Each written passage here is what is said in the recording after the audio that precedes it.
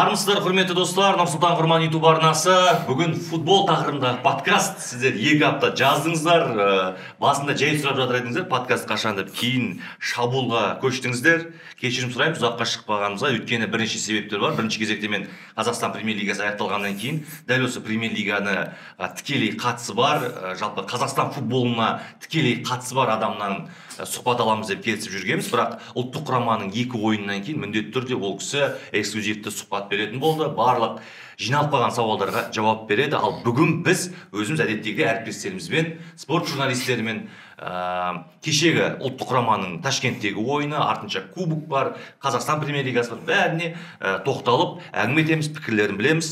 Бүгін біздің студияда қонақта спорт комментаторы, кеше Қазақстан-Өзбекстан матчын жүргізген Уәлихан Қосанбай, Дода деген телеграм каналы бар, соған да жазылып ұмытып кетпеңіздер. Дұрыс қоя, сенікі қоя? Дұрыс. Айбек Қабылша, өткен аптадағы ньюсмейкер, хедлайнер, жалпы Ақтөбенің жанкүйері, бұрынғы Астананың жанкүйері. Және бүгін бізде Асқар Хамиден, ұлттық құрама өткен жылы ұлттар лигасында ойнаған кезде біраз подкасттарда өз пікірін айтқан болатын, ойыншыларды жеке таниды, алаңда және алаңнан тыс өмірін жақсы білетін азамат. Асқар Хамиден спорт журналисті деп таныстырайық, солай ғой. Жігіттер, қош келдіңдер. Қош көрдік. Бүгін мен сары жейдедемін, сұр емес. Білесің бе неге сұр киіп шыққан? Кешегі ойынға ма?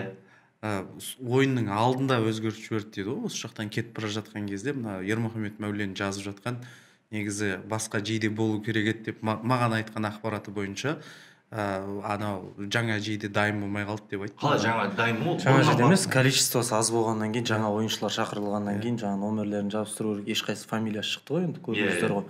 Өйткені бұл жолдастық кездесу болғаннан кейін негізі 3-ші комплект қой. Негізі вратарский форма. Бұрын кимеген бұны. Иә, кимеген ешқашан. Сол аяқ астынан алдыртып отырдық дейді да. Өйткені негізі қазір енді Ресеймен мәселе бірінші кезекте, бұрын Копа Кизетпен ұлттық құрама қазақстандық клубтардың барлығында келісім шарт бар. Сондықтан Ресей, подставка Ресей арқылы болғаннан кейін барлық формалар кешігіп жатыр. Тіпті Қайрат футзал клубының өзі қазір формаларын әлі алып үлгермей жатыр. Ұлттық құрама негізінен толық кипасын алған жоқ, қысқы. Сондықтан Барыста да сондай проблема. Барлық қазақстандық клубтарда қазіргі әлемдегі саяси жағдайға байланысты осы экипировка мәселесі бар. Сондықтан ойлаймын бірінші кезекте осы сыр формамен. Иә, сол бармен базар өткен сары форма өткен жылы ұлттар лигасы ойнап болғаннан кейін жартысы таратылды. Жанкүйерлерге белгілі, туған туысқандарға белгілі. Марочкиннің жейдесін алғам. Жетпей қалған шығар содан кейін. Жақсы. Марочкин жанкүйерсің ба? Иә, маған Марочкин бе, Марочкин ба? Марочкин деп айтамын өзім енді. Охранник дей берсей? Жоқ, иә, ол охранник болғаны сөз, бірақ өзімен сөйлессең де бір керемет жігіт анау. Кез келген охранникпен сөйлессең керемет жігіт па? Өмір баян айтып. Жоқ, маған ойнағаны да ұнайды. Биыл енді бірақ тобылда қатты, тобыл 2 қорғаушыға өтіп кеткеннен кейін, 2 орталық қорғаушы өтіп кеткеннен кейін ойын уақыт аз бұйырып жүрді. Ал жалпы маған ойыны қатты керемет ұнайды. Жалпы тағы да кішігірім ақпарат, мен осы мәселені көргеннен кейін мен хабарластым да енді. Тікелей осы форумға жауапты адамдарға. Иә, Асқардың айтып отқаны рас. Копа KZ ол тікелей Ресейден тауар алып келеді. Қайраттың өзі де мысалы курткасы футзал клубының. Былтырғы футзал клубының курткасын киіп жүр, чемпион 4-дің кубогындағы. Өйткені Ресейден алу қиын. Ал Германиядан қазір транспортировка өте ауыр. Былай ғой, кешіп жатыр. Сондай ақпараттарды негізі шығармайды да федерация. Енді қазір жаңа басшылар келді, жаңа адамдар келді, жұмыс істеп жатыр. Мен оларға ешқандай сын да таққым келмейді. Мысалы, кеше тура сондай бір мәселе болды да, Нұралы Әліп кеше неге ойынға шықты? Өйткені Әзербайжанға қарсы кездесуде қызыл қағаз алды ғой. Ал жалпы УЕФА мен ФИФА аясындағы ойында қызыл қағаз алса, келесі ойын міндетті. Жолдастық кездесу ғой. Жолдастық кездесу деген әңгіме жүрмейді. Қазір ма? Иә, ондай неде. Сосын енді мен былай сұрастырдым да, Айдын Қожахмет айтты. Айдын Қожахмет айтты да, олар спорттық арбитраждық неге шағым берді дейді да. Сол қызыл қағазын, сосын жоққа шығарды. Демек, келесі ұлттар лигасының ойындарында Нұралы енді маған жеткен ақпараттар бойынша ойнау керек. Ал бірақ федерация тарапынан онда ешқандай ақпарат жоқ та.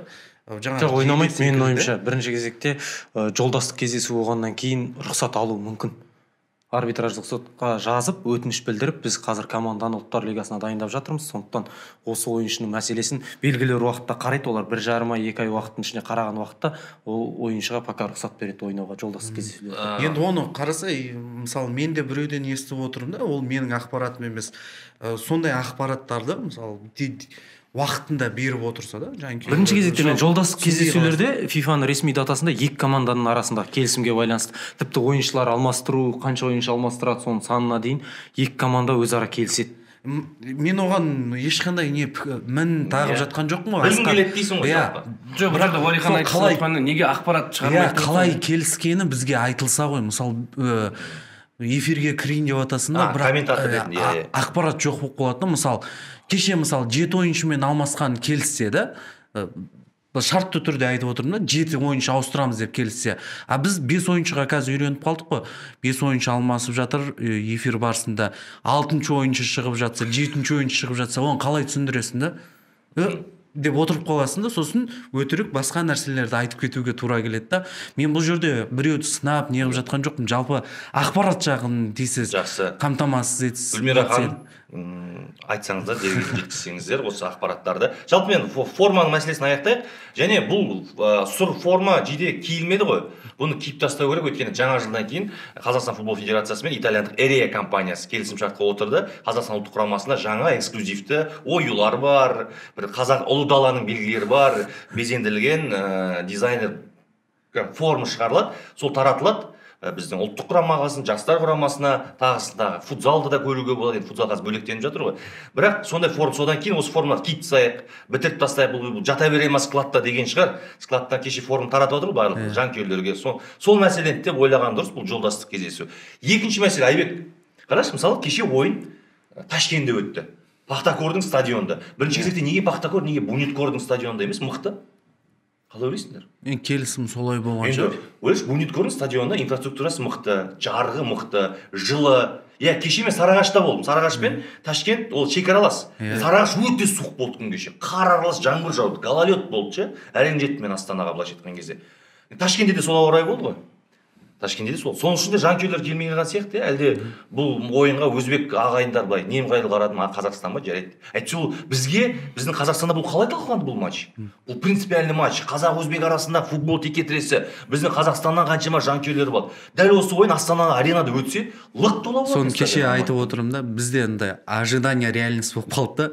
Өзбекстан футбол федерациясының өзі ақпарат таратқан еді, 30 мың жанкүйер келеді деген секілді.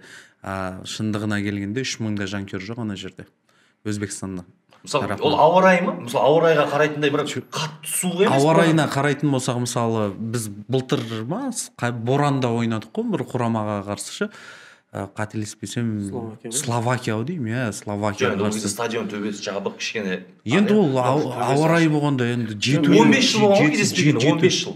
Жанкүйерлер білмедім мен өзім де таңқалдым расымен. Өзбекстан құрамасын неге жанкүйерлер аз деуге келмейді, бәлкім Қазақстанға аса мән бермеді екен, ол жағы да бар. Жалпы осы жолы федерация тарапынан негізі журналистер алып кетеміз деген, оның ішінде маған да сен алып кетеміз деген бір уәделер болған. Сол жағынан федерацияға жалпы енді ойын туралы айтып жатыр ғой бағанан бері, бірақ сол ойын жайлы сол жақтағы ойыншылармен жағдай ақпарат жеткізу жағына көбіне журналистермен болады да.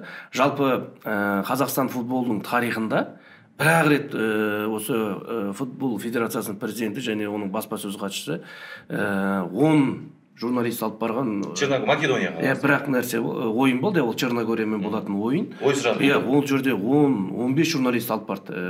Және баспасөз хатшысы Константин Харламов болды, қазіргі Жібек жолы арнасының директоры. Міне кейде біздің федерацияда біраз жігіттер істеп жатыр, енді ренжитін осындай өзге ұлттың өкілі жасай алған дүниені біздің жігіттер жасай алмай жатыр ма, әлде қазіргі федерацияның президенттері сол Қожа Қапанов секілді журналистерге мән бермей ма? Жоқ, мен оған келіспеймін, Айеке. Мен сіздің пікіріңізбен мүлде келіспеймін. Біз федерацияға барлығын артық қоямыз. Сіз кәсіби спорт журналист ретінде хабардан сұрануыңыз керек. Сіз хабарда жұмыс істейсіз бе? Сізді хабар командировать етеді. Бұл жерден чартерлік рейс болса, бұрындары сондай болған. Чартерлік рейс болса, орын береді, қалған командировочный бәрін организация төлейді. Чартермен шыққан жоқ. Өзбекстанға билет Алматыдан шықсаңыз 50 мың теңге тұрады, былай қарасаңыз. Хабарын көтере алмайды дегенге кім сен? Жоқ, ол басында ол кейін белгілі болды. Негізі басында солай алып кетеміз деп айтқаннан кейін менде кәдімгідей настрой болды. Басында негізі Бәрменқұловпен мысалы мен европалық матчтар болды ғой, мысалы Манчестер ойнады. Енді мен әлі сөйлеген жоқпын. Мен енді бастап жатырмын. Мен федерация жайлы айтып жатырмын. Астана клубы жайлы айтып жатқан жоқпын. Мен Астана жайлы ешқашан сұраған да жоқпын. Былай барай мындай деп. Ұлттық құрамамен біздің футбол федерациясының басшысы барлығы болған кезде Әзербайжанға Айбек барасың дегенде маған айтылған. Одан кейін Әзербайжанға емес Біріккен Араб Әмірлігіне баратын болдық. Бұл Әзербайжан ойын ешнәрсе шешпейді. Айбек соған дайындалдық. Мен оны да күттім. Мен уәде жайында айтып жатырмын бұл жерде. Мен бостан бос мен өзім жағы барайын деп сұранбаймын да. Барасың дегеннен кейін осындай болды. Мен осы тұрғыдан жағы ертең кездесіп жатсам федерацияның президенті болсын, басқа болсын, бұл уәде неге орындалмаған жайлы сұрай жатырмын. 16 кездесесің ғой. Бәлкім ойлап едім, соңғы кешегі Қазақстан футболында жайлы айтып жатқан әңгімелерім әсер етті ме деп осында бармай қалуым. Ол туралы қазір екінші жартысында бағдарламамызда әңгімелесеміз. Жанкүйер аз болды. Мен таң қалдым. Мен жолда трассада кетіп бара жатып көрдім да. Ойладым, жаттығу болып жатыр ма, немене böyle деп қарасам, ешкім жоқ па алаңда, мәссә. Ұят болды. Екінші кезекте Пахтакор стадионында. Негізі Өзбекстан топ клубтармен, топ елдермен Буниткордың әдемі стадионы бар. Бүкіл стандартқа сай. Жанкүйер лық толады. Оларда жарнама жүрмеді ме әлде Қазақстанмен қызық болмады ма? Ол жерде артық шығындалуды да қалаған жоқ шығар. Өйткені анау Буниткордікі жабық, заманауи, жабылады деген секілді. Ол жерде қызметке де адам көп тартылады ғой. Ал Енді 15 жыл кездеспеген қос құрама. Кеше федерациялардың басшылары кездесіп меморандумға қол қойып жатыр, бір-бірін кешіріп жатыр. Енді кезінде Шымкенттегі Алма ТВ кубогынан кейін олар үнемі вообще келмейміз Қазақстанға деп еді ғой.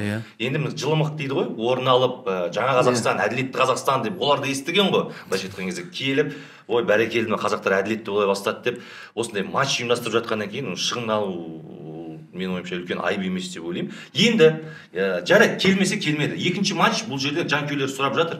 Екінші матч наурызда болады деп естідім. Енді Астана аренада өтеді, немесе Алматы орталық стадионда өтеді. Қарымта матч, реванш.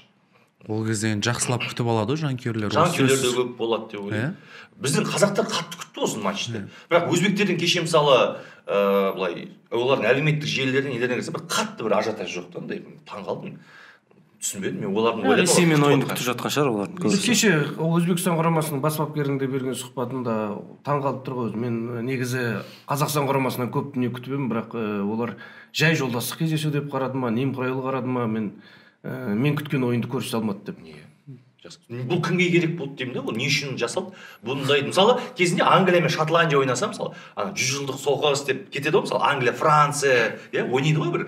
Сол кезде арнайы оны бір неге айналдырады. Енді маусым соңы ғой, Нұрсұлтан, бұл жерде бірінші кезекте ойыншылардың бәрі менің ойымша кеше барын салған жоқ, өз сөлдері ақ болған, чемпионат аяқталған, ішінде 2-ақ ойыншы да қажет жоқ сияқты. Ақ енді жолдастық кездесу ғой. Маусым аралық үзіліс болады. Қазір ешкім жарақат алып қалғысы келмейді. Сосын жаңа федерацияның да подачасы ақпарат жағынан былай болды да, бауырлас елдердің дерби деп Адиев бастап айтты. Сондықтан жігіттердің де бәрібір андай да, бұл жерде настройдан байланысты ғой, бірінші кезекте настрой. Мысалға бұл Адиев айтатын болса егер, бұл біз үшін дерби, Орталық Азия дербиі, екі команданың арасында шешілмеген мәселе бар. Алма ТВ кубогынан кейін кездескен жоқ. Шымкенттегі соңғы ойын барлығының есінде, қазақтар есесін қайтару үшін шығады. Бұл жерде біз бірінші кезекте жеңіс үшін ойнаймыз, бауырлас ел деген әңгіме бастамай, осылай ашығын айтқанда жігіттер барын салу керек десе, оны ашығын айтпақшы, ваши ожидания, ваши проблемы. Сонда мысалы сен маусым аяқталды, бәрі шаршады, түсінікті нәрсе.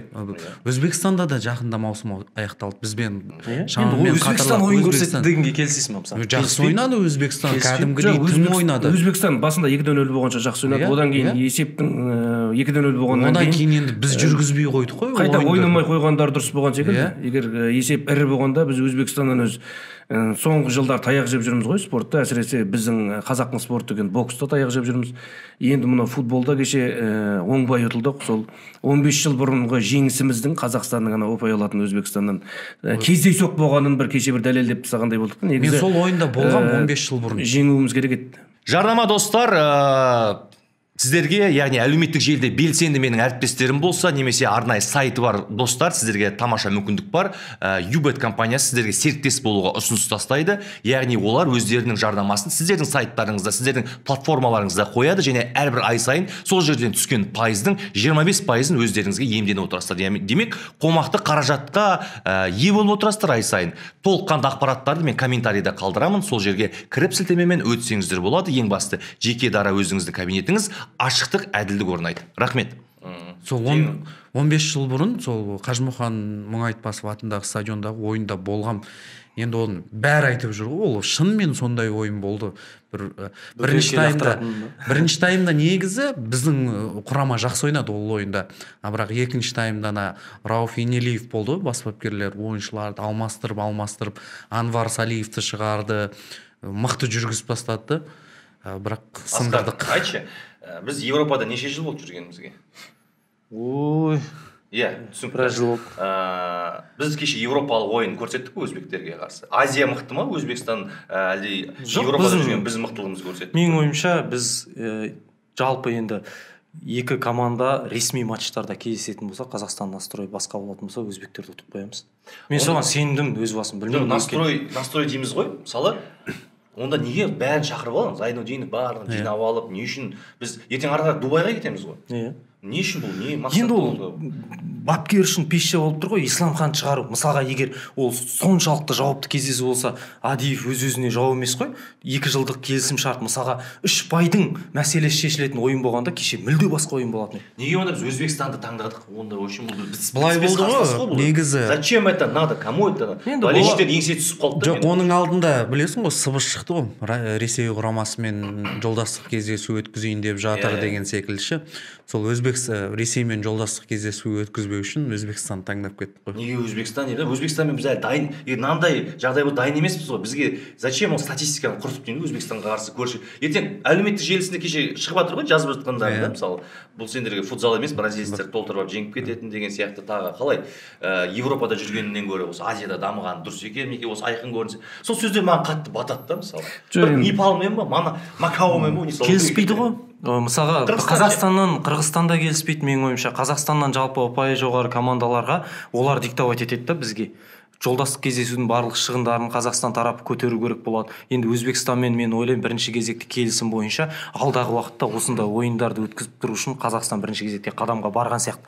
Ертең өзімізге шақырып ұтып аламыз ғой оларды деген сыңайда. Жарайды, қазір ойнайық, жолдастық кездесу ғой. Және сосын жаңа Уәлихан айтқандай бірінші кезекте саяси мәселеде өзінің ықпалын жасап кеткен сияқты ол.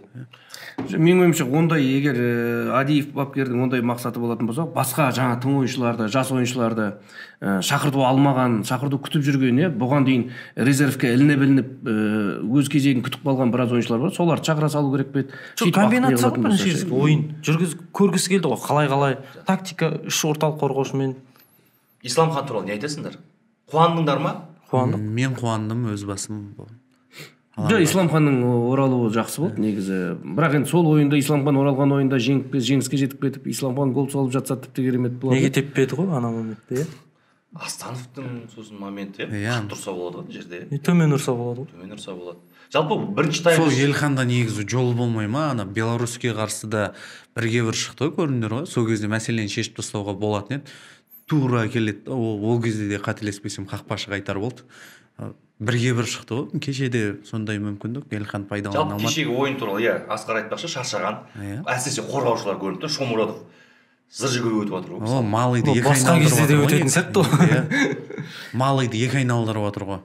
Кешегі ойын ешкімнің көңілінен шыққан жоқ жалпы. Бәр жанкүйерлер Өзбекстанмен болатын матч деп оның жарнамасы да жаңағыдай мықты дерби деп өткеннен кейін. Өзбекстанмен біз шахмат ойнасақ та сондай болатын сияқты. Ойын басталды да. Біз солай андайдық, бір халықты төмендету, әсіресе өзбек, қырғыз, Қарақалпақ, Татарстан ұлттарына қатысты көп мәселе осы бізде қазақта талқыланады да. Боксте қалай болды мысалға? Олар арнайы стратегия бойынша жұмыс істеп жатыр да. ашығын айтқан кезде біздің боксшылар әбден Қонақбаев болған кезде болмаса кім ұлттық олимпиада комитетінің бастығы болған кезде үйреніп қалды да, судьялармен Қазақстан шешпеді емес шешті ғой осыған дейін.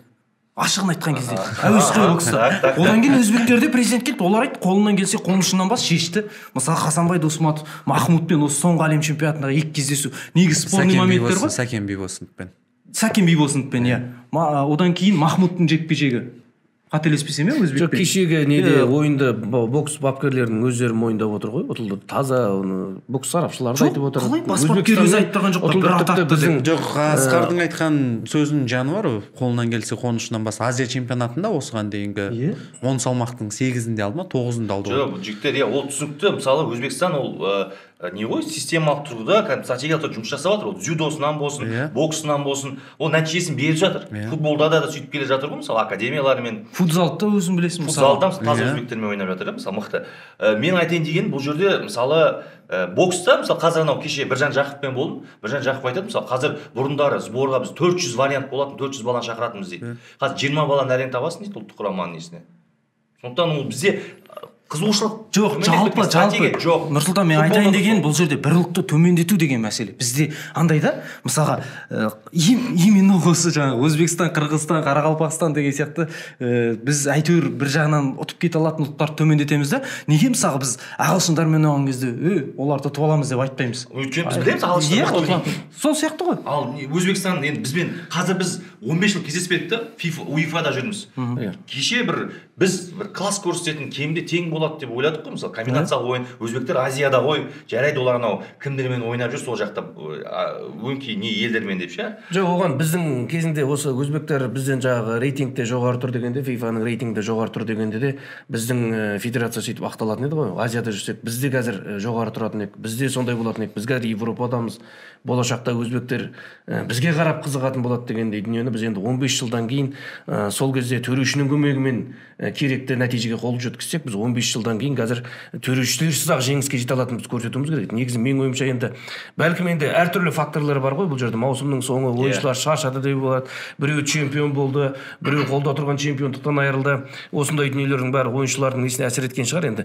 Көктемде кездеседі деп жатыр ғой. Енді балапанды күзде санайтын еді, бұл жол көктемде санап көрерміз бір жолға қазақ футболын. Ойын туралы жерде көп талқылаудың қажеті жоқ. Ойын қызық емес. Айтатын ештеңе жоқ. Дым жоқ, сол ашығын айтқан кезде мойындау керекпіз ғой. Қазір Өзбекстан менің ойымша, енді менің жеке пікірімше бізден жоғары секілді. Айбек, сен не ойлайсың? Жоғары ма? Өзбек жоғары. Мен ол пікірмен келіспеймін өз басым. Бірақ енді бұл жерде жаңағы өзбек журналистерінің бір жазған статистикасын қарап қалдым да, жаңағы комплексті түрде футболға қадам басып жату жағынан олар жоғары, бірақ ойын жағынан мен ойламаймын олар бізден мықты деп. Әрине енді бір Шумуродов бізде енді алға тартатын сондай бір екі ойыншы шықса мүмкін салыстыруға болатын шығар. Бірақ ойын тұрғысынан алған кезде қазақтар ешқай жағынан кем емес. Енді болашақ деп жатамыз ғой, кеше болашағымызды да көрдік. 6-1 ұтылған Португалиядан, ал Франциядан неше ұтылған? 7-0. 7-0. Әлі жалғасып келеді. Бір тайм біздің балалардың қазіргі физикалық дайындығы, мүмкіндіктері, себебі кішкентай алаңдарда ойнайды, инфраструктураға. Әлі сол әңгіме. 2017 жылы мен YouTube канал ашқан кезде қазақ футболын талқылағанымызда осы мәселе айтылғанда. Физика сол неге біз ұтыла береміз солардан 7-0, 7-1 молодежь. Сол кезде айтылған еді, енді сәл уақыт керек қой. Жас өт енді 2017-ге 18, 19, 20, 21, 22. 6 жылда 3 поколение өзгертуге болады. Турнир жоқ. Қазақстан біріншілігін бір қалада жиналады да 5 күн ішінде мысалға 8 возраст бойынша Қазақстан чемпионаты өтеді, иә? Бір қалада жиналып, бетіп, бірінші групповой этап 5 күн ойнап тастайды, сосын бір айдан кейін жиналып 5 күн тағы бір групповой этап 1-8 ойнайды, сосын финал ойнайды. Бітті. Одан басқа. Жоқ, енді қашан даму болады? Мен де түсінмеймін да жаңа көрдің. Мысалы 2017 жылы ұтылдың 8-0, иә? Сен шешім шығарасың ғой, мысалы Айбек қақпашы да, мысалы журналистер.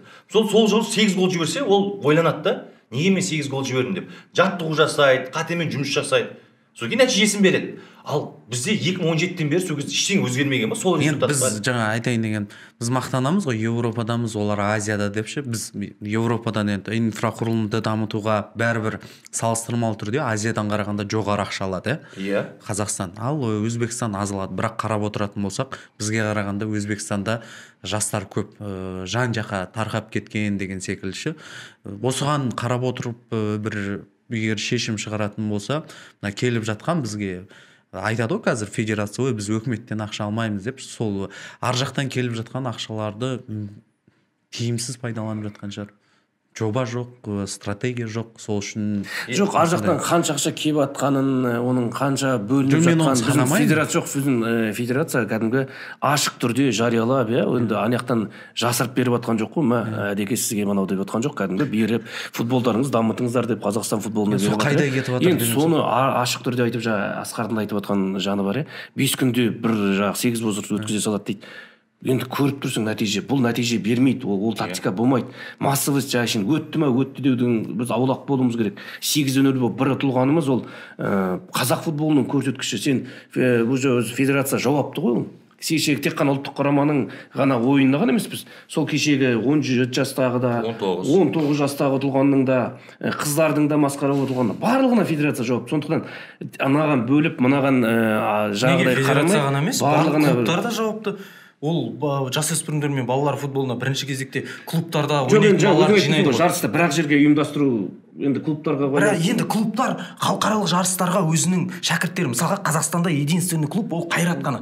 Ресейдегі, Петербургтағы, енді соңғы жылдары мысалға Астана осы жылы бір 4-5 возрасттағы балаларын жаңа Ресейдегі Санкт-Петербург клубына Ресейге ғана барады. Ал қалған жағдайлардың барлығында жаңағы кішкентай балалардың ата-аналары ақша жинап, әйтеуір ана Алматыдағы турнирге, бірдеңе атындағы турнирлерге жібереді да. Осындай частный турнирлерге. Соң осы жұмыс істеу керек. Бұл мәселе неден туындап жатыр? Айта берсек таусылмайды. Әділет Назарбайұлы бұйыртса уәдесін берді. Келіссөзде жүрген. Осы ертең Біріккен Араб Әмірліктеріне барып келеді. Ұлттық құрама ойнап болғаннан кейін Астанаға келеді ғой. Әділет Назарбайұлы Қазақстан футбол федерациясының президентімен сұхбат болады, подкаст болады. Сол кезде осы мәселелерді осы жерде айтылғанда, неліктен осындай өзгерістер жоқ? Немесе өзгерістер бар ма, бола ма? Осы сауалдарды жауабын алатын боламыз. Осылай шынымен ашық келді. Мысалға сұрау керек, Астана, мысалға мен айтайын да, топтық кезеңде ойнағыса, мысалға қазақстандық бір клуб, жарайды Астана демек қой. Ақжайық дейікші. Ақжайық ойнасын, Ақтөбе ойнасын да. Ол командалардың топтық кезеңге түсуі федерацияға қателеспесем 2-3 миллион евро көлеміндегі балалар мен жасөспірімдер спортын дамытуға қосымша қаржы әкеледі. Ал бірақ біз әлі күнге дейін біздің клубтар келесі жылдан бастап мысалға взнос төлейді ғой. Қазақстан премьер-лигасына қатысу үшін Қазақстан кәсіпқой футбол лигасына көбейтіп жатыр да взнос. Бірақ кубок ұтқан командаға жарайды Олимпиадтен беретін 50 миллион, 60 миллионды бөліп берді да, қалған мысалы Қазақстан чемпион атанды Астана. Лига чемпионға жолдамаларынан басқа қандай пайда болады? Жоқ қой. А бірақ Астанадан требовать етеді. Сен групповой өтіп Лига чемпионға, Лига Европаға түс дейді. Түссе негізі Астана да пайда табады, бірақ федерация соның тарапынан да пайда табады да негізі. Жақсы, бұл біздің кішігірім ұлттық құрама кешегі айтуымыз міндет, парыз, айттық. Айтқандай Әлібек Қасымды шақырмады ғой, бір санкциям бар, не санкция екенін ешкім айтпады да. Тәртібіне байланысты деді ғой. Дисциплина ма? Және оны өзгерту үшін ешнәрсе жасаған жоқ деді, білмеймін, енді Ақтөбеге барып. Енді мысалға мен ойлаймын, мысалға соңғы жаңағы екінші орын алды ғой Ақтөбеден кейінгі. Жалпы қазір мен Адиев бапкер, мен ойлаймын, қазақстандық ойыншылардың психологиясын жақсы жоғары деңгейде түсініп қалды деп, жаңа кездесуден кейінгі ойыншының өзін ұстауы, Руслан Хамбаров мырзаның Instagram парақшасын барлықтарыңыз көрген шығарсыздар, футболшылардың қандай деңгейде алда ұлттық құрамада резервте тұрған игрок түнде клубта ішіп, әртүрлі өлең айтып, өзінің ойына келген істеп жатқаны дұрыс емес деп. Өйткені ұлттық құраманы бірінші кезекте сыйлау керек. Мысалға Быстровпен мәселе болды ғой, жаңағы аяғын жарақатына байланысты ең алғашқы Адиев шақырған кезде ойыншы келмей қалды, ол Ахматтың жаңағы врачтарына хабарласса, оның ешқандай повреждениесі жоқ деп айтқан. Сол жеке мәселеде одан кейін екі ойыншы мен бапкер өзара тілдесіп, ұлттық құраманы жаңағы клубтық жалпы ұлт мүддесіндей деңгейде ұстайтын ойыншыларды ғана менің ойымша Адиев шақырғысы келеді. Ол түсінікті. Ол Адиев алдында бізге берген сұхбатында да осыны айтқан, неліктен Быстровты шақырмаған. Жалпы Адиевке де біз қазір Әділет Барменқұлов мырзаға да біраз үміт артып отырық қой. Сондықтан енді біз баяғы системадан қашуымыз керек та, мысалға жасырын болуымыз, ашықтық керек та, жаңағы мысалға ашық айтсаң бара алмай қаласың ғой. Ташкентке, Абу-Дабиге. Жоқ, біздің бара алмайымыз үшін бармай-ақ кетуіміз. Осы федерация мысалы жабулы қазан күйін болып, айдаладағы ақ отау ұзымырын жоқ отау болмай, ақпаратты беріп отырса, қорықпай келсе, Өйткені бұл кісілер енді қазақ футболына келген кезде сайлаудан бірінші рет бір кәдімгі сайлау болып Бәрменқұлов сайланды ғой. Сол кезде келгенде қазақ футболын өзгертемін, жаңа деңгейге шығартамын деп келді. Былтыр ғой енді. Иә, енді сондықтан біз жанкүйерлердегі үміт көп. Сондықтан ашық осылай сұхбатқа беріп, подкастқа келіп, телевидениеге сұхбат беретін болса, бұйыртса өзгеріс болып шығар. Алғашқы жетістік енді Ұлттар лигасында бірінші орын алып берді ғой. Енді мына жолдастық кездесу деп кішігірім кешіріммен қарауға да болады шығар. Бірақ осы мәселелер ертең өзі келеді подкаст сол кезде сұхбатта сұраймыз. Өзі не айтатынын сол кезде білейік. Негізі мен осы Өзбекстанның ойынның алдында алайын дегенмін. Бірақ ойыннан кейін алған қызық қой. Сондықтан сол уақытқа да жетеміз деген ойдамыз. Күтіңіздер. Жақсы жігіттер, ұлттық құрамадан бөлек енді кеше кубок Астана аренада өткен ойынды көрдіңіздер. Ордабасы Ақжайық. Сіздер өздеріңіз Каспардың студиясын жинап Қазақстан премьер-лигасын талқылағандарыңызды көрдім. Кубоктың алдында. Жоқ сізде. Кубоктың алдында талқыладыңыз. Бірақ негізінен ойыннан кейін Ордабасы Ақжайық. Бұл счет ерекше 4-5 шоу, мықты Шымкент, Риза, Ордабасы жетті, Ақжайық деген сияқты. Не ойлайсыңдар? Ойын қалай өтті? Жарнама достар, сіздерге, яғни әлеуметтік желіде белсенді менің әріптестерім болса, немесе арнайы сайты бар достар, сіздерге тамаша мүмкіндік бар. Юбет компаниясы сіздерге серіктес болуға ұсыныс тастайды. Яғни олар өздерінің жарнамасын сіздердің сайттарыңызда, сіздердің платформаларыңызда қояды және әрбір ай сайын сол жерден түскен пайыздың 25%-ын өздеріңізге иемденіп отырасыздар. Демек, қомақты қаражатқа ие болып отырасыздар ай сайын. Толыққанды ақпараттарды мен комментарийда қалдырамын. Сол жерге кіріп сілтемемен өтсеңіздер болады. Ең басты жеке дара өзіңіздің кабинетіңіз ашықтық, әділдік орнайды. Рахмет. Ойын қызық болды. Негізі нағыз финалға бітіспес ойын болды, бірақ не по сценарию дейді ғой, сол ұту керек команданың пайдасын емес, ұтпау керек команда ұтып атқанындай болды менің ойымша. Өткені бәрі айтып жатыр, Ордабасының жеңісі әділ болды, Ақжайық мықты болса ұстап қалмай ма ұтып тұрып деп. Ақжайық ұтты негізгі уақытта. Тіпті 93 минут қосса да ұтты, 5 минут қосса да ұтты да, ол 96 минут болса да ұтып тұрды да, бірақ енді ол 7 минут қоссатындай менің сол жерде ойын соншалықты бір ойынның арасында үзіліс. 8 гол ғой. 8 гол 30 секундтан 5 замена. Жоқ, ол ондай нәрсе. Жалпы төрешілерден сұрап көрші, статистика бойынша 1 гол 30 секунд уақыт. Енді қара, сосын замена 30 секунд. Неше замена болды? Есептесең 8 минут. Енді қазір қара, өткенде Ордабасы мен Астана ойнайтын кезде 8 минут қосты. Бірақ екінші таймда неше гол соғылды? 1 гол соғылды. 3 гол бірінші таймда соғылды. Екінші таймда 1 гол соғылды, бірақ 8 минут қосты. Енді ойыншылардың жартысы жатты ғой, неше минут, неше уақыт тоқтады ол кезде. Судорога болды, жас балалар көтере алмай қалды. Бізде менің ойымша осындай бір жарты тайм ғой, былайша 8 минут, 7 минут дегендер осылай қосып жүру негізі артықтау болды. Менің ойымша Ақжайыққа обал жасалды кеше. Ақжайықтың Ордабасынан ұтқан дұрыс болған шығар. Келесі жылы Еврокубок ойнайтын кезде де алаң жағынан жаңағы басқа жаққа көшу болмай, Премьер-лиганың көрсеткіші дегендей осы бір тұрған, оның үстіне Шымкенттің мүмкіндігімен Оралдың мүмкіндігін салыстыра келіп, енді көпшілігінің қалағаны Ордабасы өту керек болған шығар. Бірақ енді Ақжайық кешегі ойынымен, кешегі мінезімен, осылай ойнаса неге олар чемпионат барысында ойнамады деп түрлі нәрсені айтуға болады. Бірақ мен ойымша кешегі мотивациясы бөлек болды енді. Бірақ жарайды енді 7 минут қоссын, мәйлі ғой, неге 15 минут қоспайды. Бірақ 118 минутта жағдай әуеде тұрған қорғаушының астына барып, жағы Астанов қоя, соғысып, оның шынтағына соғысып, құлағанға 118 минутта пенальти беру. Сені пенальтилер сериясының алдында. Бірақ енді бұл енді оның астында Қазақстан футболы былай жай отырып. Енді анау пенальти болған жоқ қой ана жерде. Мен біраз көрдім енді. Кейбір басылымдар шынтағымен қағып жүрсе 100% пенальти болу керек деп, содан кейін мен қайта көрдім енді шынтақ. Жоқ, мен түсінетінім, егер қорғаушы, шабуылшы Астанов секірген кезде қорғаушы артынан келіп ұрса, штрафный болады. Анау түсіп келе жатыр ғой. Мысалға, көбіне бұндай әуедегі шынтақ басқа тиетін жағдай қай кезде болады? Алаңның ортасында болады ғой. Отворот тебеді, шабуылшылар допқа таласқан кезде артынан қорғаушылар жүгіріп келеді да, анау жылдам қарымта шабуыл болып кетпесін деп тәртіп бұзуға мәжбүр болады. Иығымен қояды, қолын қояды. Ал мына жерде штрафнойдың ішінде қорғаушы секірмеу керек болса, сонда ол әуеде секіріп тұр. Ал Астанов артпен жылжып барады да, оның қолын астына кіреді да өзі. Қол мынаған тимегенді қаяққа тиеді енді ол. сол үшін пенальти беру жалпы бұл енді біздің қазақ футболында осы мәселе бойынша сіз судьялармен сөйлесіп көрдіңіз ба, төрешілермен?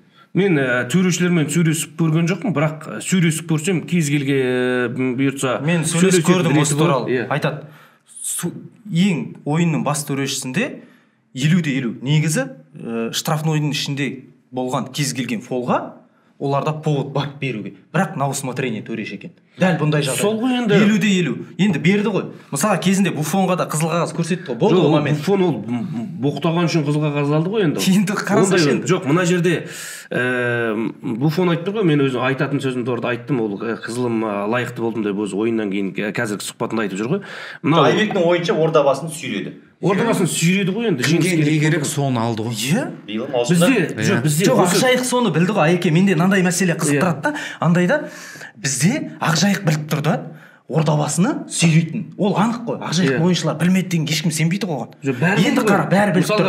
Қараңыз енді 4-2-ден кейін гол соққан чемпионатта команданың лидері Табадзені алып тастайды да. Табатадзе, қателеспесем 72-ші минут па, 70-ші минуттан кейін алады да құртады ананың көзін. Неге олай істеді? Ол менің ойымша бұл жерде бапкерлерде де интерес жоқ, значит. Жоқ, интерес емес. Ақжайықта да интерес жоқ. Жоқ, интерес. Просто Ақжайықтың мәселесі жаңағыдай біз лайық болдық деп ана ішінде жүрген 15 легионер ертең сөйлеуге Қазақстаннан кеткеннен кейін. Жоқ, Асқар жаңа айтып тұрған дұрыс, білді. Ақжайықтың ойыншылары Ордабасыға бәрі білді, Ордабасыға алып беретін. Ордабасыға алып беретінін Астана жартылай финалда 2-ші құрамын, 3-ші құрамын шығарған кезде білді ғой. Ақтөбенің Ордабасыда ұпай жоғалтатынын күні бұрын білді. Сол Ордабасы жаңа кубоктың жартылай финалында білді. Бірақ енді барып Ақжайық ойнамай қоймайды, Ақтөбе ойнамай қоймайды. Вдруг дейді ғой, чудо бар шығар, әділдік қашанғы жеңілдік бір шығар деген. Ақжайықты ешкім мотивацияламаған. Айеке, Ақжайықта полный расклад болды чудо жасауға. Кінә бапкер мен ойыншылардан. Повод бермеу керек еді. Болды. 4-2-ден кейін 70-ші минут ойлашы, 20 минут қалды. Повод берсе өздері опық жеп қойын деп тұр ғой. Бұл футбол ғой енді, қарасай. Соның өзіне бірақ бір гол ұтып атты ғой. Соң 97-ші минут бітіп 98-ші басталатын кезде салды ғой, иә. 98 басталған кезде салды. Чудо сол. Мысалға, ол кіріп кетті енді бір 10 рет тұрса, сонрадан ол кірмейді шығар ол гол. Бізде жарайды енді. Ордабасыны жеңісімен құттықтаймыз. Жеңді, келесі жылы елдің намысын абыроймен қорғасын, иә, оған жанкүйер боламыз Еврокубокта Ордабасыға. Оның өзі 100% емес. Иә, бірақ енді осы жерде менің ойымша мойындау керек секілді, менің ойымша бізде адамдарда біздің қазақтың футболының дамымайтыны жаңағы маяхата с краю дейді ғой, менің басымда болмайды деген дүниеде мысалға. Осы тек өзінің басына ғана мына мысалға Ақжайықтың проблемасы ма ол? Ақжайықтың ғана проблемасы болып қалады бізде. Ақтөбе ма, Ақтөбенің ғана проблемасы болып қалады. Қайсар ма, бірінші лигаға түсіп баратқан Қайсардың ғана проблемасы болып қалады да. Мысалға, әділетсіздік көрді ма, бізде айта алмайды. Көбіне жанкүйерлерде де болсын, спорт журналистерінде де болсын, жағдай өгізге туған күн бұзауға туады деген түсінбейді біздікілер ешқайда. Мысалға, кеше маған Шымкенттік жанкүйерлерде ренжіп жатыр. Неге сіз Ордабасының жанкүйеріне көрмейсің ба, керек болса біздің футболға келіп көр деп. Мен оны айтып жатқан жоқпын. Ордабасыда жанкүйер бар емес, Ордабасының футбол клубымен өзім Қызылордада жүрген соң кезінде Қайсар мен Ордабасының, Қайсар мен Жігердің дербиі, одан кейін синтез болды, небір команда болды ғой, достық болды мысалға. Сол Серік Байбосыновтардың кезінен берем Ордабасының ойын. Жанкүйерлері бар екен. Бірақ енді сол кезде кешегі әділетсіздікті көрді Ақтөбемен болғандағы әсіресе бірінші пенальти, на усмотрение төреші дейміз біз. Кешегі 98-ші минуттағы пенальти мысалы. На усмотрение төрешілердің сондай әділетсіздігін көріп тұрғанда менің ойымша жанкүйерлер ысқыру керек секілді, айту керек секілді. Мысалға, Ақтөбе мықты болса 4 ұпай жанкүйерлерге неге интерес? Жанкүйер деген, Айеке, жанкүйер деген ол өз командасын всегда қолдайды. Қате болсын, дұрыс болсын. Сен қарашы, мысалы, Айеке, мен тыңдашы соңынан бір ой айтайын. Сен Реалдікі қате болсын, дұрыс болсын, қолдайсың ғой. Сен жоқ, сен Айеке, сен бірінші кезекте қара, сен бірінші кезекте фанат көзқарасымен қара. Енді қара, мен бұл жерде жанкүйерлерге бәрін итеріп, Ақтөбе құсап жанкүйерлердің артында бүйтіп басшылықтар бүйтіп тығылуға болмайды. Міне Ақтөбен Жамантаев айтты ғой, жанкүйерлердікі қандай пікір білдірді? Жанкүйерлердікі ол оттаған сөз деді. Ашығын айтқан кезде клубтың директоры сондай пікір айтты. Енді қара. Зачем? Мысалға, жұмыстан кетіп қалған маусым айының кезінде Қамбаровтың артына тығылды да, бәрі соны Инстаграм қарап, жанкүйерлердің артына тығылып алды. Неге? Ойыншы айтпайды. Қай ойыншы? Карпович, жоқ, соңында тыңдашы. Ойын соңында пресс-конференцияда Карпович мәз 8-ші орыннан қараған кезде мен келген уақытта команда 8-ші орында болған, 2-ші орында ол кезде бізге 2-ші орын береміз десе, мен қуанатын едім. Әрине біз жіберіп алдық дейді. қалай олар тығылу керек? Олар айту керек. Міне, бас бапкер, Шамко ма, Лавиненко ма, кім капитан? Әлібек Қасым ба, Ораз ба, шықсын айтсын. Бізді убили. Вот мен 100% келісемін. Сен де осы пікір, Айеке. Жоқ, мен ол пікірге мен де келісемін. Неге футболисттер айтпайды? Мен де таңғалғам кеше. Ақтөбемнің ойыны біткеннен кейін айтады шығар, жаттықтырушысы айтады шығар, ойыншылар айтады шығар, бізді қинап жатыр, мынау әділетсіздік болды деп. Біздің кезінде Дрогба келіп бүйтіп айқайлаған жоқ қой, камераның алдына. Әлі есте, мысалға сондай дүниеде. Мысалға, бірақ біздің Қазақстанда жүргенін олар біледі да. Қазақстанда системаға қарсы шықпайды. Любой ол спорт болсын, ол басқа болсын. Айта алмайды. Мысалға, Жолшиевтің тағдыры не болып кетті? Мен жүнжіп кетті ғой, мысалы үшін. Ұлттық құрама тіпті шетелден ұсыныс түсіп жатыр деген Жолшиевтің өзі системаға қарсы шықты ма? Болды, біздің Қазақстан болды. Оны Асқар сен де білесің ғой, бәріміз білеміз. Қандай системаға қарсы шықты Жолшиев? Қарсы шықты бәріне. Миллион евро зарплата сұрады Қазақстанда. Адам аузына келмейді. Ақтөбеге барған ойыншыны, Ақтөбеден мысалға осы Жолшиевті алсаңдар, Перелбегеге түсесің деген әңгіме қайдан шықты? Ақтөбе, мен саған Ақтөбенің мысалын айтайын. Жолшиев сборға келеді. Сосын бірінші тренировкадан бапкер айтады: "Сен маған ұнап тұрсың, бірақ біз саған максимум $10,000 ғана зарплата бере аламыз" дейді. Таңертең қараса, тренировкада Жолшиев жоқ, гостиницаны тастап кетіп қалған. Жоқ, енді Қайратқа барған, міне, Боранбай, мен сені алам деген, папасы жылап тұрған алдында. Міне ал деген айтқан, маған 3 ай ма период зарплата бер деген. Бізде қалай болғанда да, қалай ақтауы не дүниені қай жағынан да қарасаң болады. Біреуді мақтайын десең де негізі сылтау табылады, даттайын десең де сылтау табылады көп жағдайда. Бірақ таразыға салып әділдік жағынан ортасын айтатын болсаң, Ақтөбенің ойыншылары да ешкім де қарсы кеше келе алмайды, система қарсы шығамайды. Менің ойымша, мен кеше өткен жолда айтқам, Ақтөбеге бір уәде берген ба, сендер келесі жолы чемпион оларсыңдар. Биыл тыныш. Кеше Ақжайықтың да ойыншылар. Таяқтың екі ұшы бар ғой. Ол жерде Ақтөбенің де интересі бар деп ойлаймын менше. Не үшін айтпайды? Себебі Ақтөбеге де екінші орын былай жетіп жатыр да. Ақтөбенің де ол жерде жеңіліп қалғанда интересі бар. Карпович келгеннен бастап өз алаңында чемпионаттың ортасы отқан кезде сіздер енді КПЛ-ді мен сияқты қарап жүрсіздер деп ойлаймын. Барлық ойын. Бірақ Ақтөбеде сол 10 шақты пайды төрешілердің арқасында алды ғой. Болды ғой. Бізде ұпай төрешінің арқасында ұпай алмайтын команда бар ма? Енді неге Ақтөбе жылау керек? Неге олар? Бізде жылау керек. Тек қана төрешілердің арқасында емес, қарсыластың екінші құрамын, үшінші құрамын шығарған соңында үшінші қақпасын шығарып ұпай алып жүр. Көрермен бәрі түсініп отыр, бәрін біліп жазған, әркімнің өзінің у вас есть свое мнение, мы это уважаем дейді ғой. Жоқ, мен бір-ақ нәрсе ойландырады да. Саған жазады Асқар, Айбекке жазады, Нұрсұлтанға жазады, маған жазады. Неге сіздер айтпайсыздар? Неге келісілген матч қой, неге көрсетпейсіздер дейді. Неге біз айтып жұмысымыздан айырылу керекпіз? Неге біз айтып жұмысымыздан айырылу керекпіз? Қалай ол? Жұмыстан айырылу. Сен айтса жұмысынан шығып кетесің бе? Ондай нәрселер бар ғой, мысалы, кедергі келді. Айтады, жұмыстан шығып кетеді, черный списокке кіреді. Сондай нәрселер. Неге сен айта берші, подкастта черный списокке енбейсің уже. Неге футболшылардың өзі айтпайды? Неге клубтың бапкері айтпайды? Директорлар айтпайды? Подкастта білесің ба? Кезінде черный списокке еніп қалғандар осы жаққа келіп, реабилитация алып, қайт арналарға жұмысқа кіріп отқан журналистер бар. Жоқ, шынымен, расымен кейде осындай дүниелерде тым талапшыл болып кетеді да, бірақ бізде бұл, егер шынымен сол адам қиын жағдайға түссе, оны сол талап етіп атқан адам саған көмекке келмейді, талап етіп атқан адам ана жақта мына адамды неге шеттеттің деп айтпайды да, дұрыс жағдай. Негізі Асқардың айтып атқан мәселесі, жаңа айтып атып Ақтөбенің ойыншылары неге қарсы шықпайды деп қарсы шығу керек қой. Сөз жоқ қой, жанкүйерлер мысалға сенің еңбегің, сенің маусым бойы еңбегің жазды ғой, шетелге айтпаған сен тимесең мен тиме деген сияқты. Шынымен Қазақстанда ойнамай-ақ қой, мысалы үшін Рамазан Оразовты кеше айтсын, мықты ойыншы, Ақтөбені сүйреп жүр, ұлттық құрамада да мықты ойыншы. Соны айтып, сол үшін егер ұлттық құрамаға шақырмай қойып атса, жанкүйерлер ақтап алады, mesela осындай мықты ойыншылар. Үндемейміз. Демек, іштен жұтып тына береді. Ақтөбе үндемеді деген сөз тұр ғой. Үндемейді. Бізде мынандай мысалда ысырып қою деген дүние бар да. Бүйтіп алға тартты да мынандай пікірді. Ақтөбенің жанкүйерлері мықты чемпион болды. Оған сөз жоқ қой, Ақтөбенің жанкүйерлері мықты екеніне. Ол вопрос жоқ қой оған. бірақ ойын жоқ. Қарашы, мен сен айтуы мүмкінсің Ақтөбеде чемпионский ойын емес деп. Қазақстан премьер-лигасында ешкім чемпионский ойын көрсеткен жоқ. Ешкім. Бірақ бір ғана халықты жанкүйердің жынына тигені, ашуландырғаны Астана іріп келе жатады да. Соңғы 6 турған кезде Саян Хамитжанов келеді, Бабаян келеді да. И бірден олардың ойындары нәтиже көрсете бастайды да, результат жеңіске жете бастайды. Ақтөбенікі керісінше спат бола бастайды. Осы жерде недопонимание болады да жанкүйерлерде. Осы палив нас тел. Андай ғой, қастардың аузы жемесе де қан. Алып тұрғанды келеді чемпион болып кетеді. Енді қара, стратегия бойынша сіз қараңыз, мысалға Ақтөбе қай жерде ұпай жоғалтты? Көп жерде Ақжайықта. Енді Ақжайықпен кінә қараңыз. Мысалға кубокта Ақтөбе групповой этапта сливать етпей, негізгі құраммен ойнап Астана сияқты шығып алса топтан, Ақжайықпен келісіп алмай ма?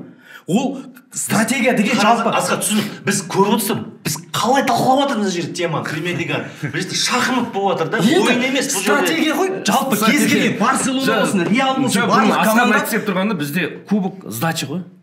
Кәдімгі сен бір ақша бересің да, саған қалған ақшасын сдача бересің. Жоқ, енді сен қарашы, екі зат тұрады да сенің қолыңда. Чемпиондар лигасы болмаса Қазақстан кубогысы. Маған групповой этапта сенде 17-20 миллион евро пайда табу мүмкіндігі тұр да. Сен қалай кубокты сливать етпейсің? Демек, Астана сливать етті ғой. Ашық сливать етті. Ол Ордабасыға айтты, болды дейді, біз чемпиондық маңызды. Енді мен екі мәселені талқылайыншы. Ордабасыға лига конференция керек, групповой этапта ақша түседі, пайда табатын мүмкіндік бар. Келесі жыл бюджет қарыздан жауап бере ме Ордабасының? 4 миллиард па? Жауап ма? УЕФА рұқсат бере ме оларға ойнауға? Жетпейді ғой, бір жыл. 4 миллион қалалық әкімдік жауап бере ала ма? Жаба алмайды ғой. Қалай ойнайын деп жатыр онда ертең? Уже уақыттың мәселесі ғой. Менеджерлердің мәселесі. Жағы не қылып, елдің абыройы, жердің абыройы деп жапқызатын шығар бір тау. 4 жылдық бюджет қой клуб. Ол 6 миллиардтан түскені ғой, негізі 6 миллиард деп үмітсіз шайтан дейді, бір үміті бар ғой, енді әйтпесе енді қараңызшы, Ақтөбе мен Астана дейік қой. Ақыры Ордабасы Ақжайықтан өтіп кеттік қой. Ордабасы түсінікті. Ол жерде барлығы мен Ордабасының Ақжайық не үшін жүр? Обалы жоқ команда ғой негізі ше, мен соны осыны айтуға келдім ше. Омарттан басқа. Иә. Мына қараш, Бугаев па? Ақжайық ұстап тұрған Игорь Бугаев қой негізі агенті. Бүкіл ана Украиндер, Қазақстан чемпионатында жүр, неге Украинаға немесе Молдоваға бара салмайды? Оралдан жазады да маған жанкүйерлер, біреулер осылай ұстап отыр, біреумен біреудің байланысы бар. Деген әбден құртты ғой, короче. Кәдімгідей байланысы бар ойнап жатқан жоқ шығар, 2-3 мың доллар ойнап жатқан шығар, бірақ премьер-лигадан ұшып кетіп жатыр ғой. Қайратты үш легионермен ойнап жатыр ғой, қазақстандық ойыншылармен құрсын.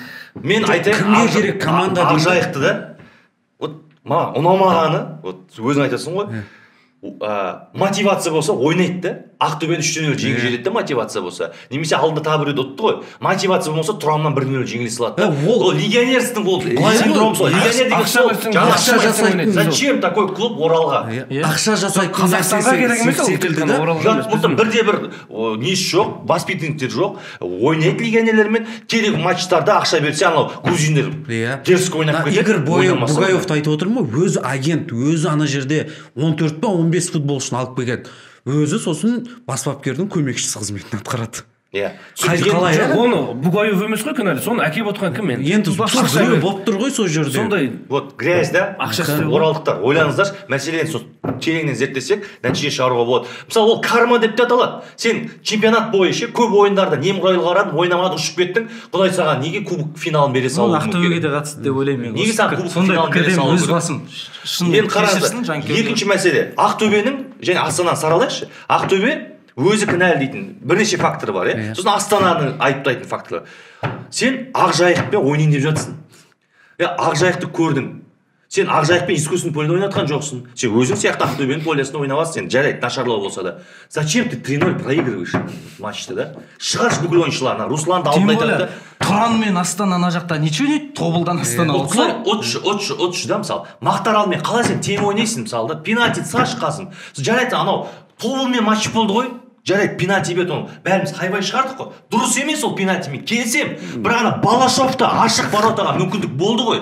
Салмайсың ба? Неге салшы? Ордабасымен ойында. Ордабаста болды ғой, Балашовта да болды ғой. Салшы, убей игру. Вот сенде шанс болады. Саған ешкім айтпайды. Шын жүрекке тұсау жоқ дейді да. Сен действительно не только народный чемпион, сен действительно абсолютный чемпион боласың да. Мен шүрек Ақтөбеге де жаным ашитын сол моменттерді пайдаланшы. Сол кезде сен чемпион боласың. Жарайды, ол мәселені жабылайық. Астананы қарайшы, Астана деймін да, вот ол нахальство деп ойлаймын да мен, ол наплевательство деп ойлаймын. Неге? Өйткені 6 тур қалған кезде надо же ситуацию спасать. Түсінемін, оларға дұрыс. Это оправданный ход для них. Это оправданный ход. Сен чемпион болу керексің. Сен бөлініп жатқан ақшаларды ақтау керексің.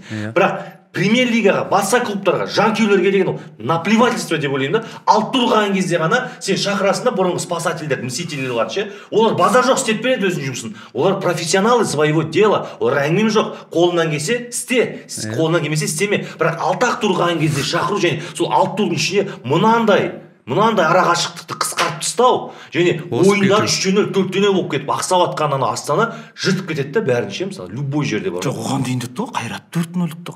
Ал басқа матчтар Мақтааралмен 1-1 ал, мысалы екінші составмен ойнаған. Что за игра это? Просто играет. Тобылмен жеңіліп қалды мысалы, өз полиция пенальти саламады. Қанша ойында пенальти да мысалы. Мен айтамын да 6 тур қалған просто наплевательство да, анандай да болады ғой сен анау кредит төлей алмай айтасың ғой. Соңында былай жаба саламын бәрін общий дейсің ғой. Сол сияқты тема болды да бұл ше. Жоқ, біздің футболда осы бір дүние. Асқар айтшы, сен түсінем. Астанада қызмет жасадың. Түсінем. Сен Саянды танисың да. Григорий Бабаян келгенге дейін Астананың ішіндегі атмосфера қалай болды? Жарнама достар, сіздерге, яғни әлеуметтік желіде белсенді менің әріптестерім болса, немесе арнайы сайты бар достар, сіздерге тамаша мүмкіндік бар. Юбет компаниясы сіздерге серіктес болуға ұсыныс тастайды. Яғни олар өздерінің жарнамасын сіздердің сайттарыңызда, сіздердің платформаларыңызда қояды және әрбір ай сайын сол жерден түскен пайыздың 25%-ын өздеріңізге иемденіп отырасыздар. Демек, қомақты қаражатқа ие болып отырасыздар ай сайын. Толыққанды ақпараттарды мен комментарийда қалдырамын. Сол жерге кіріп сілтемемен өтсеңіздер болады. Ең басты жеке дара өзіңіздің кабинетіңіз ашықтық, әділдік орнайды. Рахмет. Өте нашар болды, ашығын айту керек. Өте нашар болды, бірақ ол кезде Астана, мен ашығын айтайын, ешқандай амбиция болмады ғой. Амбиция болғандай, әрине легионерлер. Бабаянмен кейін кезде Астана күшті болып тренировка жақсы деп ойын жүріп кетті ме, әлде қалай? Жоқ, міне бірінші кезекте Бабаян келді, Тобылмен ойынның алдында 2 күн бұрын келді. Бірден Саидты шақырды. Стойлықтың кезінде болған, физподготовка, дене дайындығы, тренер. Сосын Тобылдан ұтылғаннан кейін 10 күн перерывте балалардың физикалық дайындығын жақсарту мақсатында демалысқа жібермеді. Демалысқа жіберді, бір 3 күн демалып келді ме, 4 күн демалып келді. Бірден 10 күн, 12 күндік Астана аренада сбор өтті команда. Қайратпен ойынды көрдіңіздер ғой? Судья көмектесті ме? Ол әдем өтті. Балалар жүгіріп тұр ғой, одан кейінгі бүкіл ойында. Енді қараңыз, жаңағы момент, стратегиялық момент, ордабасымен момент. Астана открыто ойын беріп тастаған жоқ қой. Астана айтты, міне кубокта, пожалуйста, сендерге екінші құрам шығарып береміз деді. Мүмкін, білмеймін, ешкім үстінен түскен жоқ. Мысалға осындай ход жасады Астана. Бабаян өзі айтты ғой солай. Астанаға керек. Өйткені қараңыз, сізде конда, мысалға да Қазақстан кубогы тұрады. Болмаса Чемпиондар лигасын топтық кезеңіне түсу мүмкіндігі, болмаса Европа лигасы, конференция. Енді сіз менеджер ретінде қайсысын қабылдайсыз? Жоқ, ол жерде Астананың таңдауы барлығы дұрыс болып тұр ғой. Чемпион болып тұр. Мен жаңа айттым ғой, чемпион болғаны Астананың басқасы дұрыс. Астананың құрамы жағынан да Ақтөбеден мықты Томасы бар, жаңағы Евгениясы бар, тіпті Сұрмергендер тізімінде Ақтөбенің ойыншысы жоқ, Астананың ойыншысы көп. 2 ойыншысы бар алғашқы орында. Бірақ Астанада да лайық болған жоқ қой биыл. Благоевичті әкелді, шіреді. Қуатты дубльға жіберді ұлттық құраманың ойыншысын мысалға ше. Мен оны түсіндім, Айбек сен сөзін Милошевич тұрғыз. Міне, болды ғой енді чемпион. Бірақ соңғы кезде жаңағы Нұрсұлтан сен айтып тұрған дұрыс қой, бізде менеджер мәселесі. Жанкүйерлердің жағдай. Вообще қазақ футболының жанашырларына қол қоя салады да біздікілер. Вот, мысалы айтпесе деймін да.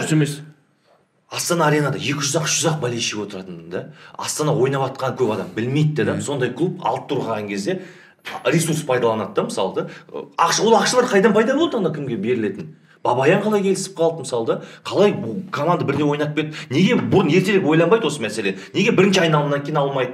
Біліп тұрсың команда кетіп баратқан құлдырауға. Кеш ойланады да, және міндетті түрде ол жанкүйерлердің басқа қарсылас командалар жанкүйерлердің ызасын тұратын сөзсіз. Сондай алып қашпай әңгімелер болатын сөзсіз. Дұрыс па? Дұрыс. Мен сосын айтайын дедім Саян мырзаға. Мен ол кісіні Еврокубоктар үшін қатты сыйлаймын.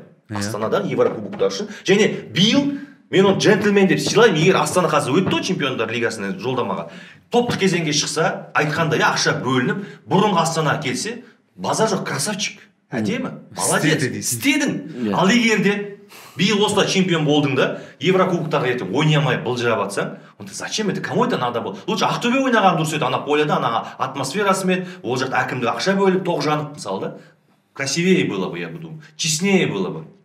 Астана барын салады деп ойлаймын енді осыдан кейін осындай нәтиже. Тоғжановтың ақыры айтып қалдың ғой, айтқандай Астананың кураторы болды. Куратор болып келді да, одан кейін Ақтөбеге барып алып тұрған кезде жағдай не болды? Осындай дүниелер бізде енді қошып қонып жүре береді ғой. Енді жағы Тастанбек мырза Астанада болған, Ақтөбеге барады деген шығып жатыр келесі жылы. Жалпы біздің футболда айта берсең дүние көп. Жалпы Қазақстанның футболын көргің келмей, футбол атаулыдан түңіліп кетесің ғой. Сондықтан осындай дүниелердің барлығын немқұрайлы қарау керек, мұңсыз болуың керек. Немесе осылай шырылдап 40 пышақ болып, мысалы үшін Ақтөбенің жағы әділетсіз жеңілгенін айтқаның үшін басқа бір клубтың жанкүйеріне жек көрінішті болып, ол клубты мақтасаң, келесі клубтың жанкүйеріне жек көрінішті жүрмей. Қалай ойлайсың? Жанкүйерлерді қашырып жатыр. Қашырып жатыр. Ресейде осындай төрешілерге қатысты дау көп болғаннан кейін олар шетелден шақыра бастады, білесің ба? Серия А-ның, Ла Лиганың төрешілерге жұмыс істеді ғой. Ашық болсын деген центральный матчтарда. Біз де ертең осында қырыла беретін болсақ, төрешілермен вопростар болатын болса,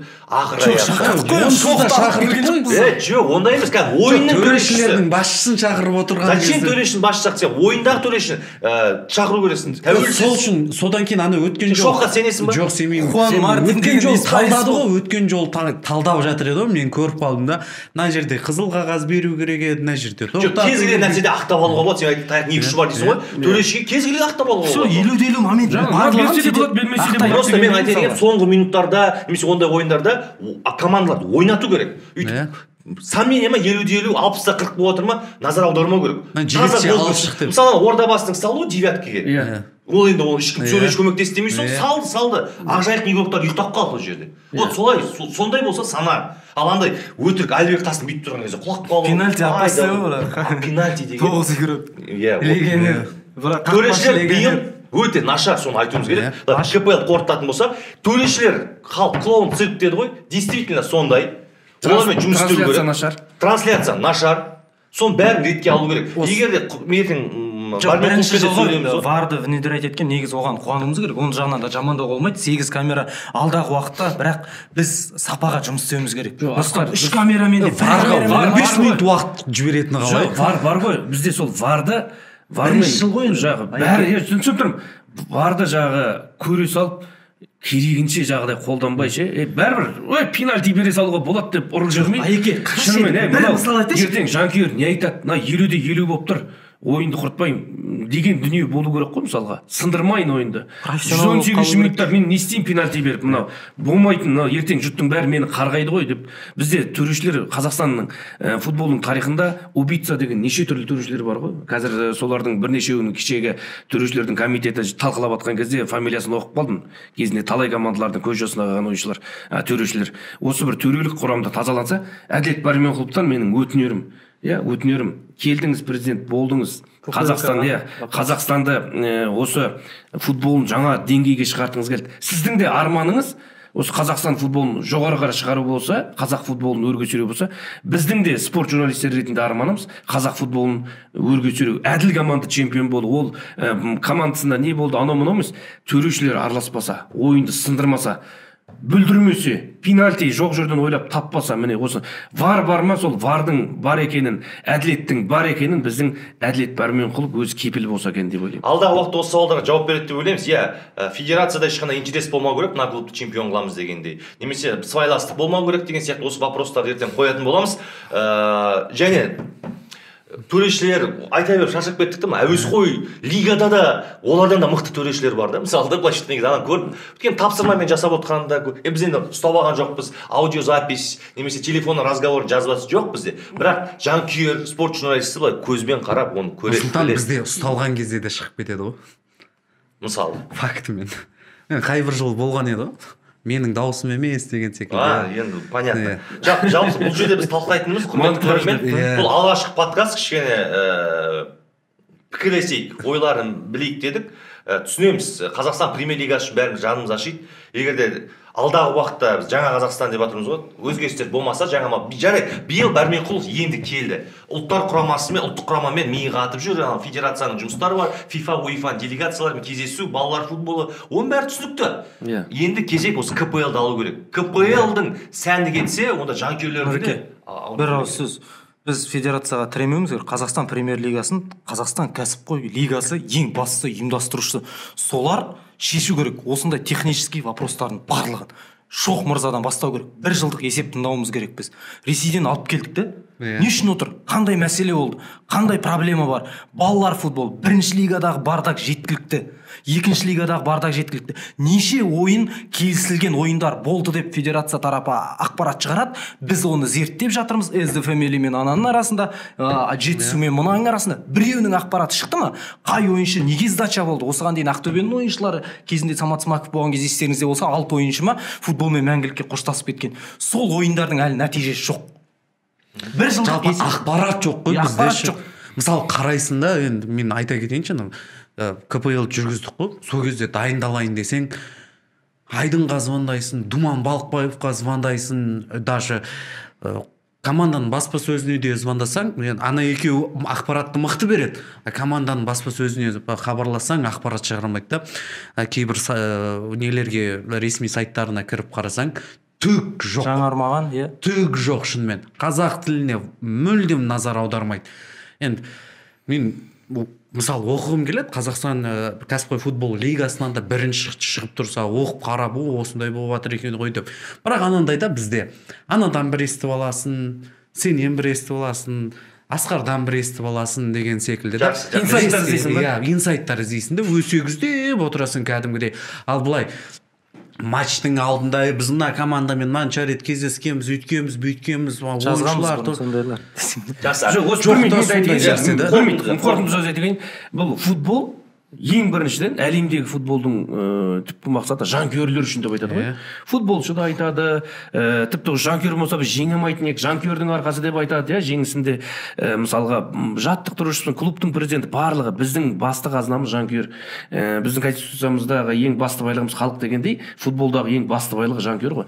Осы жанкүйерлерге немқұрайлы қарамаса, біз жасаймыз, сендер көнсеңдер де, көнбесеңдер де, ит үреді, керуен көшеді, сендердің сауаттарың жоқ, біз сауатты деген дүние емес. Кәр футболдың бәрі хабары бар ғой, әлемдік футболды көріп отыр. Сондықтан осы жанкүйерлерге қол қоймай, жаңағыдай жанкүйерлермен санасса екен деймін. Бұл шешім ертең жанкүйерлер қалай болады? Мынау футболмен біз футболдың осы жауапты маман ретінде осы жанкүйерлердің көзіне тіке қарай аламыз ба? Әлде бұқпантайлап қашып кетіп, черный есіктен, черный ходтан кіріп жүреміз ба деген дүние болмау керек қой. Мынау өмірден ешкім мәңгі емес, бәрі кетеді. Бұл жерде футбол федерациясында клубтың басындағыларды бәрі кетеді, бірақ сен сол жерде отырғаннан кейін бір тарихта қалатын дүние жасап кетсең екен деген сондай тілек менде. Биылғы маусымның қорытындысы бойынша айтарым, кімге не керек, соны алды. Кім ұшу керек, ұшты, кім чемпион болу керек, болды, кім кубокты алу керек, алды. Неге Мақтарал қалып қойды ғой, неге ұшу керек десең. Жоқ, Мақтарал дұрыс менеджмент жасады ғой. Тренер келді, ана Байсуфиновтар келді, бәрі жақсы жұмыс жасады олар. Мен бағдарламаның соңында айтатыным, Тамасты бәріміз құрметтейміз, жақсы көреміз, красавчик. Пенальти саламайтынды болмаса, енді өзі де әдеге салмайды сияқты, әділ пенальти емес деп десең ғой. Жалпы Марин Тамасты мен бұрындары Астана чемпион болған жылдары құттықтайтын кезде Марона Россода көріп қаламын. О, спасибо, брат. Мынау, да, конечно, деп та. Өткен жолы ғана көрдім тағы да Марона Россода. Марин, с чемпионством десем, да, брат, спасибо дейді. Осыны көп нәрсені түсінуге болады. Контрактісі бітті ғой, бітті ма? Настроение жоқ. Сондықтан мен айтарым, созбайтын болды ма не? Белгісіз енді. Қазақстан премьер лигасын келесі жылы ашықтық күтеміз, әділдік күтеміз. Биыл Уәлихан айтпақшы кімге не керек соны алды. Тағы да біраз ушу шығаруға болатын еді, бірақ 20 сайлау десең. Сайлаудың алдында не надо? Жоқ, жалпы оны талқылаймыз, оған әлі келеміз. Сайлау мен қатар келді деймін. Сондықтан футбол бұл таусылмайтын әңгіме десең. Бүгін тақырыбымыз осы мәселен ұлттық құрама еді. Негізі артынша Айбек деген екен, Асқар екеуі бір-бірімен ерегісіп кетті. Кубок Ақтөбе, Астана болып кетті. Тема Айбек деңіздер. Негізі асықпай Қазақстан, Өзбекстан талқылаймыз дегенбіз. Бірақ енді алдағы уақытта Дубайды талқылаймыз. Нұрсұлтан айтқандай жағдай дүние сен де айтып жатсың ғой, бұрынғы Астананың жанкүйері, бүгінгі Ақтөбенің жақтың. Мен Ақтөбе, Астана мен дәл бір клубқа байланып қалған дүнием жоқ. Кеше мен Ақжайықтың да жанкүйері болып отырмын.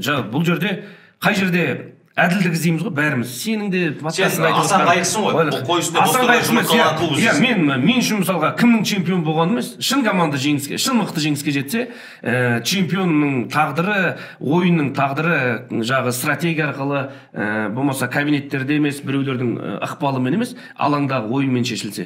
Ертең Астана топтық кезеңге шығып, топтық кезеңге дейінгі ойындарында жеңіске жетіп, УЕФА Чемпиондар Лигасына шықса қуанасың ба? Әділетсіз болды, Астана шықпау керек. Бұл жерде мысалға кеше Ордабасының да жағы пенальтимен ұтқаны бар ғой, бірақ Ордабасы да ертең ұлттық құрама Еврокубокта ойнайтын кезде Ордабасыға да қолдаймыз, Ақтөбені де қолдаймыз, Астананы да қолдаймыз, Тобылды да қолдаймыз, иә? Мысалға былтыр Тобыл әділетсіз чемпион болды, Астананы қысып, ар жағында екі келісіп. Мысалға сонда да Тобыл Чемпиондар Лигасында өткені неге? Қазақ футболының намысын қорғайды. Қазақстан деп айтады оны, Қостанай деп айтпайды, Қазақстан дейді. Сонда Қазақстаннан осынша команда шықты дейді. Біз бірінші кезекте Нұрсұлтан болсын, Уәлихан болсын, Асқар сен болсын, мен болсын, қазақ футболын ойнап отырсақ, жанкүйерлерде тілегі, талап тілегі барлығының, Ақтөбенің жанкүйері де шолып жатыр кеше, Астананың да жанкүйерлері шолып жатыр. Ол кімде қанша жанкүйер бар, кімнің жанкүйері көп, сол чемпион болсын деген мәселе емес. Барлығында да жанкүйер бар, барлық жанкүйердің тілегі өзінің командасының жеңісі ғой.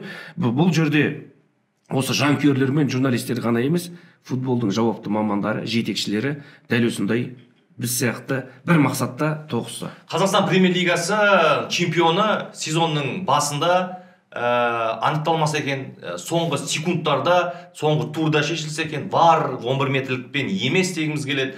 Әділетті болсын, ең бастысы футбол менеджерлері сауатты жұмыс істесе, осындай даулар болмайтын еді. Асқар келіп Астананы ақтап отырмайтын еді, өйткені олар спорт менеджерлері қазақ тілін бере алмайды. Әйтпесе дым қатысы жоқ. Ақтөбені ақтап отырмайтын еді, мысалы, даттап отырмайтын еді. Спорт менеджерлер дұрыс жұмыс істесе, әрбір баспасөз қызметі дұрыс жұмыс істесе, жоқ, баспасөз қызметпен Нұрсұлтан айтпақшы, баспасөз қызметінде былай екен біздің клубтарда. 1 минут, баспасөз клубтарында сен баспасөз менде бірнеше рет шақырды, не істейсің десем, мен баспасөз қызметінде жүрмін, пресс-службада жұмыс жасайды екен, мен жазған материалымда ойын жайлы, өзімнің ойымда, иә, мен шығармашылық адам ретінде жазам, қалай болды. Оны келеді екенмін да бас бапкерге көрсетеді екенмін. Бас бапкер ойыннан бөлек команданың сол сенің не жазғаныңды көріп, анарда артық әңгіме жоқ па, мынауыңды алып таста, мынауыңды алып та, сол бекіткеннен кейін ғана мен ол ақпаратты шығарып аламын. Басқалардың жұмысына еркін екен ғой. Осындай дүниелер болған соң мен бірнеше рет бас тартқаным бар. Сондықтан бас бапкерлер қай клуб екенін нақты айтса, өзіңнен басташы. Пресс-службаға араласпаса. Қайсар ма? Пресс-службаға араласпаса екен бас бапкер болды. Премьер-лигаға өттіңіздер ғой, пресс-службаға араласпаса. Жанкүйерге құрметпен қарау керек қой өткені. Жақсы, рахмет ағайын, біздің каналға жазылыңыздар, пікір қалдырыңыздар, сілтеме қалдырамын, сол сілтемеден де мен айтып кеткен ақпаратты алсаңыздар болады.